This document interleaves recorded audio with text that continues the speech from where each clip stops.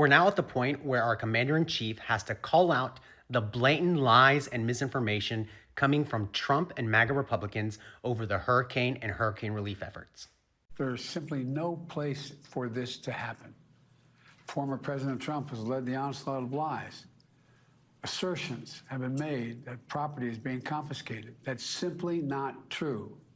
They're saying people impacted by these storms will receive $750 in cash and no more. That's simply not true. They're saying the money is needed for this crisis is being diverted to migrants. What a ridiculous thing to say. It's not true. Now the claims are getting even more bizarre. Congresswoman Marjorie Taylor Greene, a congresswoman of Georgia, is now saying the federal government is literally controlling the weather. We're controlling the weather. It's beyond ridiculous. It's got to stop. In moments like this, there are no red or blue states. There's one United States of America where neighbors are helping neighbors. Volunteers and first responders are risking everything, including their own lives, to help their fellow Americans.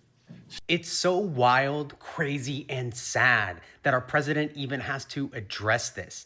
And I'm so glad that we have competent leadership that listens to experts and who won't lie to the American people. Can you even imagine if the disinformation king was in office right now during these climate emergencies? The same guy who literally made up a hurricane path with a Sharpie because he couldn't admit that he was wrong about a state being in the path. And let's not forget the last time that he tried to lead us through a crisis. You know, a lot of people think that goes away in April with the heat, as the heat comes in. Typically, that will go away in April. We're in great shape, though. We have 12 cases, 11 cases, and many of them are in good shape. And here's the kicker. Republicans like Marjorie Taylor Greene, who are now pushing conspiracy theories about the government controlling the weather and hurricanes, which is as crazy as it fucking sounds. And yet, man-made climate change? That's the hoax.